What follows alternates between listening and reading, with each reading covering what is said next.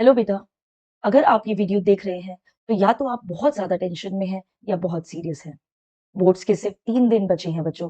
और मैं तुम्हें सच बताऊं तो इन 3 दिन में पूरा सिलेबस नहीं होता, लेकिन हाँ, बहुत कुछ हो सकता है। ये एक गेम चेंजिंग मोमेंट है आपके लिए।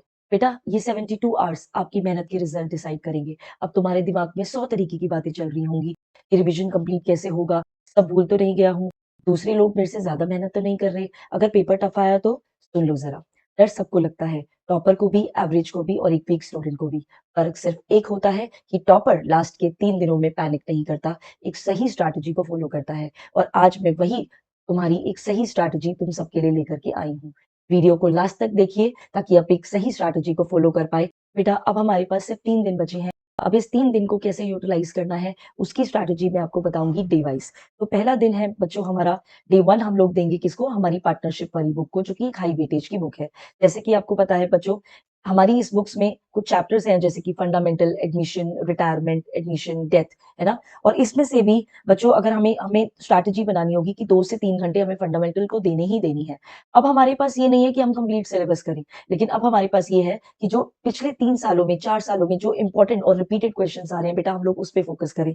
इनमें से पहला टॉपिक है हमारा पास्ट एडजस्टमेंट्स। पास्ट एडजस्टमेंट वाला जो टॉपिक है उसमें बहुत ज्यादा जो क्वेश्चन आ रहे हैं, जिसमें इंडियन आपका, जो आपका इंटरेस्ट ऑन कैपिटल से रिलेटेड, इंटरेस्ट ऑन ड्राइंग से रिलेटेड, गारंटी ऑफ प्रॉफिट से जो रिलेटेड है, वो क्वेश्चंस आ ही रहे हैं। तो हमें इसको तो टॉपिक को छोड़ना ही नहीं है। ठीक है। नेक्स्ट है, अगर हम लोग गुडविल वाला चैप्टर देखें तो हिडन गुडविल में से बहुत ज्यादा क्वेश्चन आ रहे हैं, सुपर प्रॉफिट कैपिटलाइजेशन मेथड में से क्वेश्चन आ रहे हैं। तो इसको हमें बिल्कुल भी मिस नहीं करना है कि किस तरीके से हमें गुडविल, हिडन गुडविल के जो क्वेश्चन है वो अटेम्प्ट करने ही करने हैं। और बेटा, गुडविल अगर आप करेंगे तो आपको फॉर्मुलेज की क्लैरिटी होनी चाहिए कि जितने भी हमारे मेथड्स हैं उनके क्या फॉर्मुलेज हैं। अगर आपको क्वेश्चन नहीं भी आ रहा, अगर आप फॉर्मुले भी लिख करके आए, बेटा सीबीएसई करती है स्टेप वाइज मार्किंग, तो इसके लिए आपको फॉर्मुलेज बिल्कुल टिप्स पे होनी चाहिए। नेक्स्ट आपको 4 आवर्स देने हैं हमारे एडमिशन वाले चैप्टर को, जिसमें हम रेशो, चेंज इन पीएसआर पढ़ेंगे, revaluation, capital adjustment, journal entry और बैलेंस शीट। बेटा, इसके अंदर हम अगर कुछ 2 से 3 फुल फ्लेश्ड क्वेश्चन भी कर लें जिसमें सारी एडजस्टमेंट्स आ रही हैं, रिवैल्यूएशन, कैपिटल अकाउंट बन रहा है, तो ये सारा हम लोग कवर कर पाएंगे। और पहले दिन की स्ट्रैटेजी से बेटा हम 40 to 50% अपना पेपर जो है अपने हाथ में ले लेंगे। नेक्स्ट आ जाता है बेटा हमारा डे 2, जिसमें हमारे जो बाकी के चैप्टर्स हैं जैसे कि हमारा रिटायरमेंट, डेथ, डिसोल्यूशन और शेयर्स हम लोग कवर कर सकते हैं। इसके अंदर बेटा रिटायरमेंट में हम लोग एक फुल फ्लेश्ड क्वेश्चंस ले सकते हैं, जिसमें कंप्लीट आपका लोन से related adjustments, gaining capital adjustment से रिलेटेड आप ले सकते हो। डेथ का क्वेश्चन बेटा, डेथ के तो मैं आपसे कह रही हूँ 3 से 4 अगर आपने क्वेश्चन प्रैक्टिस कर लिए तो बहुत ही ईजी सा क्वेश्चन एक आ जाएगा और आप एबल हो गए उसको अटेम्प्ट करने के लिए।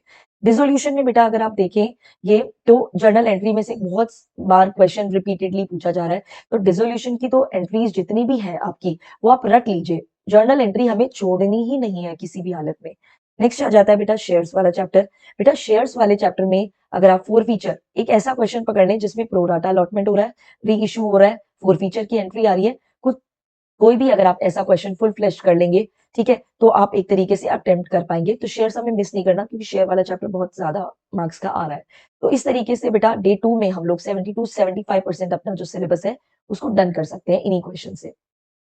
नेक्स्ट आ जाता है बेटा हमारा डे 3 का जो आपका है, जो कि स्कोरिंग और इजी मार्क्स बूस्टर है, जिसमें पहला चैप्टर आ रहा है आपका कैश फ्लो स्टेटमेंट। बेटा कोई भी ऐसे कुछ 4-5 क्वेश्चन अटेम्प्ट कर लीजिए, एक ऐसा क्वेश्चन तैयार कर लीजिए, बैक से क्वेश्चन तैयार कर लीजिए जिसमें एक ही क्वेश्चन में ऑपरेटिंग, इन्वेस्टिंग और फाइनेंसिंग आ रहा है, जिसमें डेप्रिसिएशन से रिलेटेड और बाकी लॉसेस से रिलेटेड एडजस्टमेंट एंट्रीज आ रही हैं, तो हमें उसको प्रिपेयर कर लेना है।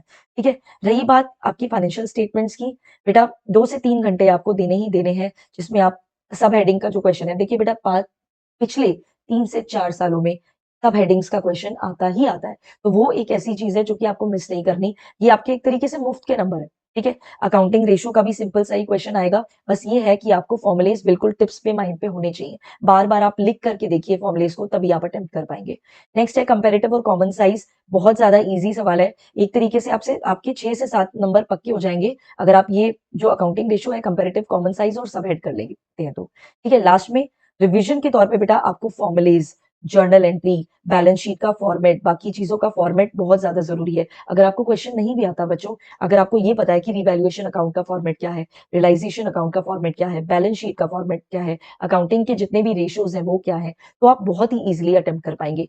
और last but not the least बेटा, सीबीएसई के जो सैंपल पेपर है और जो पिछले 3 से 4 सालों की जो प्रीवियस ईयर जो पेपर्स हैं, उनको आप प्लीज़ प्रैक्टिस कीजिएगा, उसी से ही आपको पता लग जाएगा कि एक्चुअल में किस तरीके से पेपर जो है वो आने वाला है। एक पेपर तुम्हारी लाइफ डिसाइड नहीं करता। हाँ, बट उसकी डायरेक्शन तो डिसाइड कर सकता है, बोर्ड्स इम्पोर्टेंट है, बट तुमसे ज़्यादा नहीं, ठीक है? तो मार्क्स तुम्हारी वैल्यू नहीं बताती, अगर मेहनत की है तो रिज़ल्ट ज़रूर आएगा और अगर नहीं भी की है तो बेटा इट्स ओके, लाइफ खत्म नहीं हुई, मैं गारंटी देती हूँ। अब लास्ट में बेटा सबसे इम्पोर्टेंट बात, सबसे पहले तो ये है कि पूरा पेपर रीड करो, ठीक है? 5 से 10 मिनट आराम से रिलैक्स माइंड होकर के अपना क्वेश्चन से रीड आउट करो। ईज़ी क्वेश्चंस को पहले करो, टाइम को अपना डिवाइड करो according two marks. Last last के जो 10 मिनट होंगे बेटा पेपर को रीचेक करो, क्वेश्चन को ध्यान से पढ़ो। बोर्ड एग्ज़ाम ट्रिकी वर्डिंग्स कई बार यूज़ कर लेता है but that that doesn't mean कि आपको क्वेश्चन नहीं आता। ये 3 दिन कंप्लेन करने की नहीं है बेटा, सही स्ट्रैटेजी बनाने की है। आप फ़ोन को साइड में रखिए, डिस्ट्रैक्ट बिल्कुल भी मत होइए, बस फ़ोकस कीजिए, आपके पास 72 आवर्स हैं, फिर जो होगा वो होगा। वो तुम्हारी मेहनत का रिज़ल्ट होगा और मैं आप सब पे भरोसा करती हूँ। और बेटा 18 मार्च को आपका इकोनॉमिक्स का भी पेपर है, उसके लिए मैंने ऑलरेडी रिवीजन जो सीरीज़ है वो चालू कर दी है। प्लीज़ आप उसको भी देखते रहिएगा साथ-साथ। आने वाली सभी वीडियोज़ के लिए प्लीज़ चैनल को लाइक कीजिए, सब्सक्राइब कीजिए और शेयर कीजिए। Thank you for watching.